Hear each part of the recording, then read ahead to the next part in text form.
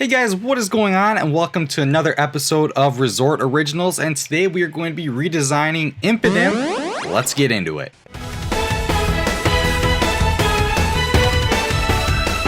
So this design, when I first saw it, it was different. I didn't even know what to make of it, where I'm looking at it right now still, and it's really cool. I love the typing where it's going to be dark and fairy, which is something that's new, so that's something that we can all look forward to as far as the meta game goes. So we can assume that this is going to evolve into something pretty neat.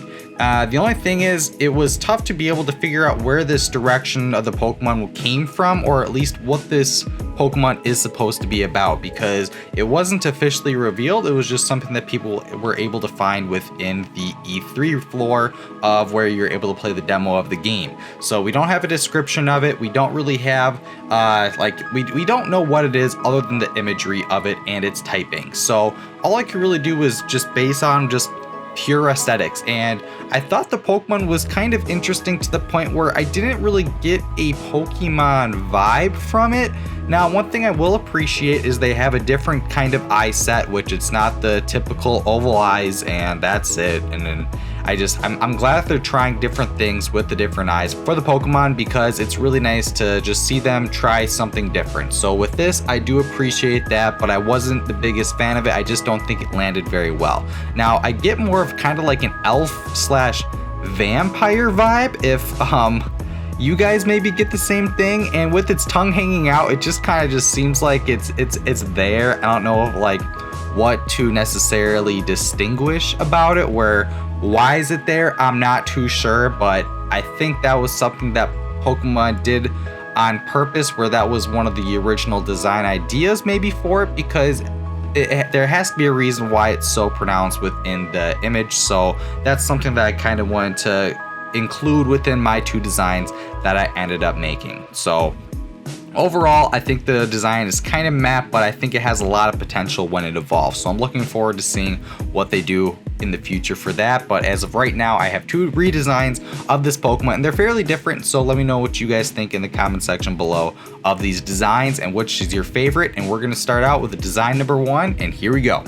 So this is going to be Impidimp version number 2, where obviously the version number 1, that is the original design. So version number 2, this is more of a vampire kind of style. I changed the eyes up. I just think I like them a little bit more cartoony, where I did keep the oval pupils, but I think it's fine to keep the pupils oval because that's kind of what the pupils are. Either that or you can do a circle for it. So I just basically included the white around the eyes, and that's something that I think made the Pokemon stand out a little bit more and just make it a little bit more cute and cuddly than what the other design is, where I think it's more creepy than it is cool, and I prefer more cool designs rather than creepy designs. So I wanted to kind of stray away from what I saw there. So I switched the design look on that as far as that goes, and the main pattern on its face, or kind of like a mask style, I changed that to be a full-on mask where it's covering its face completely, and that is part of its full-on face. So I think I liked that style a little bit more. Kind of has like the Batman logo. I don't know if you guys kind of think the same thing, but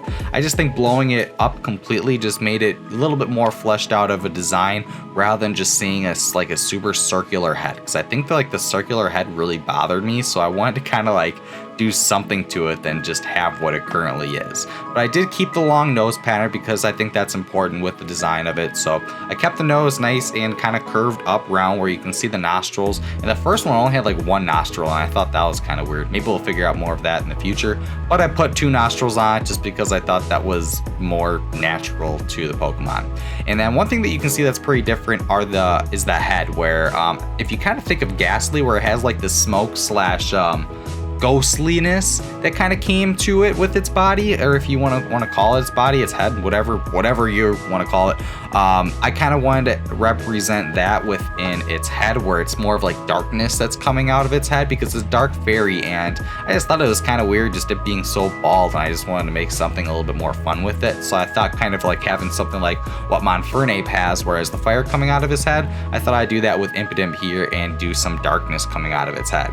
And with the ears, I think the ears are just pointing out a little bit too much, kind of like a monkey, and I don't really get a monkey vibe from it, other than the fact that it has like thumbs, opposable thumbs. I guess that's the closest thing we really have to it. So I want to change that up as well. And then its body, the Pokemon is just almost too simple, where it looks like one of those, like if you take away the eyes, if you take away the mask, and you take away the ears and the tongue, it's literally just it's like one of those like PNG images, or like the stock images, like just those like inanimate like person, where you have the circle, you have the stick for the body, stick for the arms, stick for the legs, and then you give it some fingers, and then you're done. I just didn't really like the base shape, I guess, of the Pokemon, and that's one of the main things that I did want to change. So if we look at here, I made the arms a little bit more I don't know, just a little bit thicker. So if you think of toddlers where they have a little bit chunkier arms, I kind of want to do that with the arms, just give it a little bit of like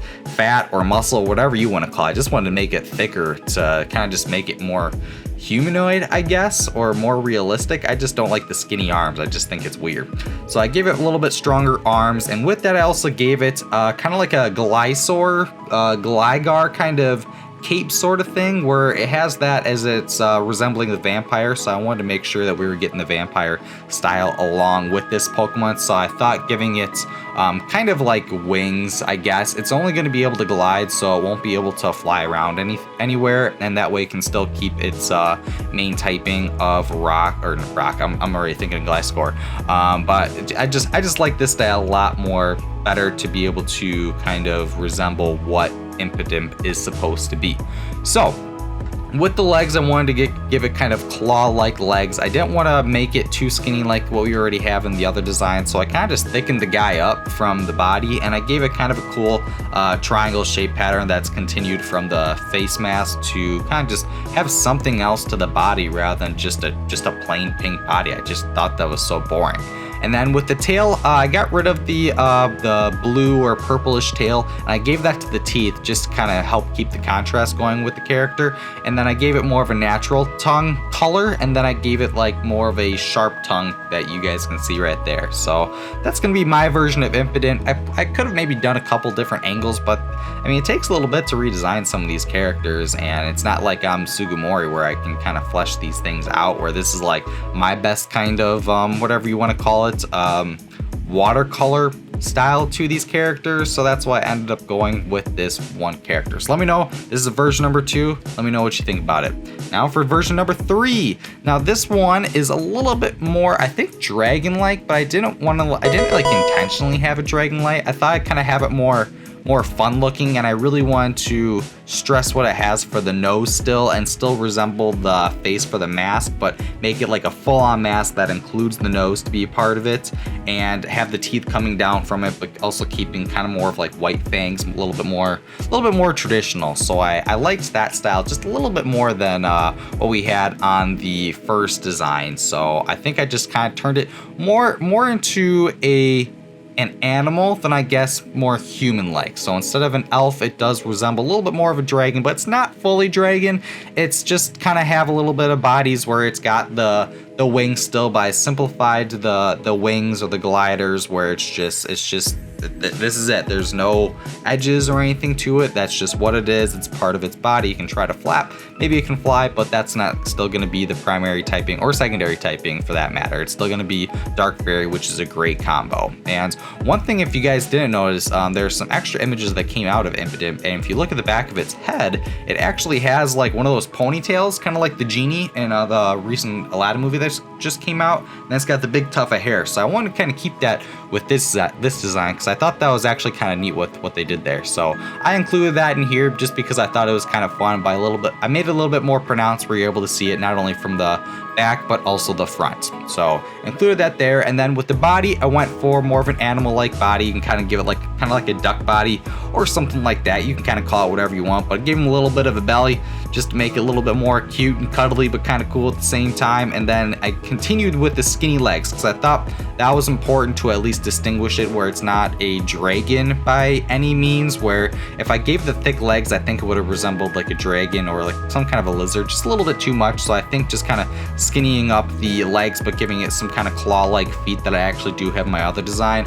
Kind of helped keep everything continuity, like just kind of kept it all together within one design. I think I prefer this design out of all of them just because it's more animal-like rather than human-like. And I feel like when it gets a little bit more human-like, I think more of Digimon, where because they're able to talk, they were kind of given more human-like attributes to them. Now, it's not all of them, but when you see them digivolve and stuff, you'll see them definitely become more with the arms than legs with the thumbs and the fingers. I mean, if you guys have watched or played Digimon, you guys know exactly what I'm talking about. And if you don't know what I'm talking about, look up Digimon, and then you'll kind of get what I'm trying to say here. But I think the most Pokemon style like of the images that I made is definitely this one right here. So I think I'd rather see this kind of image of Impidimp going forward, but we'll see what the evolution comes in the future, and we'll see if that changes my mind, if I like what this design eventually becomes. And maybe then I might continue the evolution of my line that I made right now. And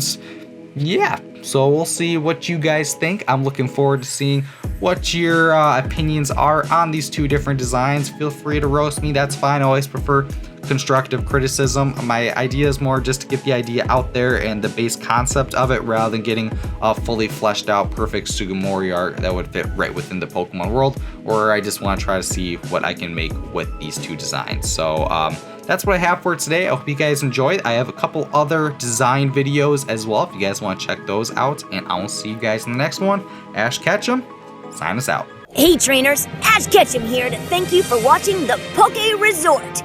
Become a Pokemon Master by subscribing to Austin's channel. Don't forget to see his other recent videos so you can watch them all. Pikachu and I have surfing lessons with Austin's Alolan Raichu, so we'll catch you later. Ha!